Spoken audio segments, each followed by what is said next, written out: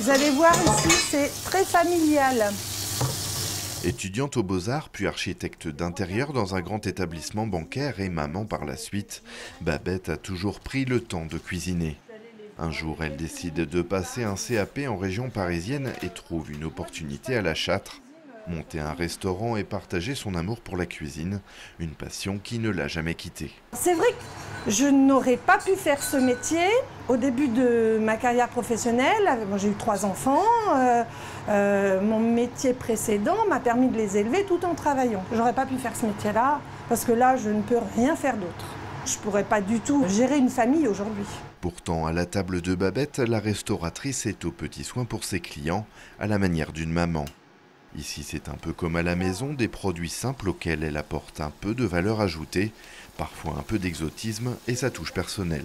Le basique, c'est des produits frais, parce que je ne sais pas cuisiner congelé, des produits locaux dans la plus grande partie du temps. Ils sont tous affichés, tous nos producteurs, tous nos fournisseurs sont affichés dans le restaurant. C'est pas des trucs très élaborés. De toute façon, pour faire la cuisine toute seule pour un restaurant, vous ne pouvez pas partir dans des... C'est un petit peu ce qui me manque aujourd'hui, c'est le temps pour faire des nouvelles recettes. Voilà. Pour dépasser le stéréotype du chef cuisinier masculin et de la femme qui cuisine à la maison, elle s'est aussi donné les moyens. Son engagement a d'ailleurs porté ses fruits. Le 21 octobre dernier, elle a remporté le prix de l'entrepreneuriat féminin dans la catégorie création d'entreprise. C'est une mise en avant, oui, de toute façon, c'est ce que je dis. Je suis venue m'installer ici, personne ne me connaissait, je ne suis pas d'ici.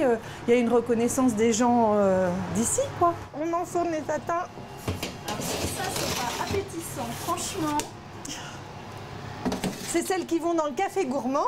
La reconnaissance par les professionnels et par le public est extrêmement importante pour ces femmes. C'est vrai qu'on est quand même amené à réfléchir et on ne réfléchit pas longtemps à savoir toutes les contraintes qu'elles ont pu rencontrer et comment elles ont dû les surmonter. Donc c'est vrai que c'est une vraie reconnaissance pour tout le travail qui a été entrepris et accompli pour ces femmes.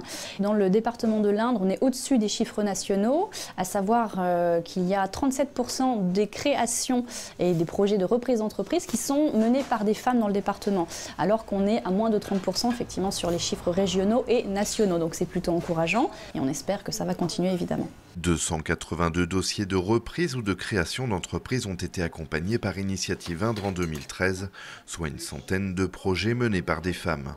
Un chiffre encourageant d'autant plus que près de 90% des projets perdurent après 5 ans.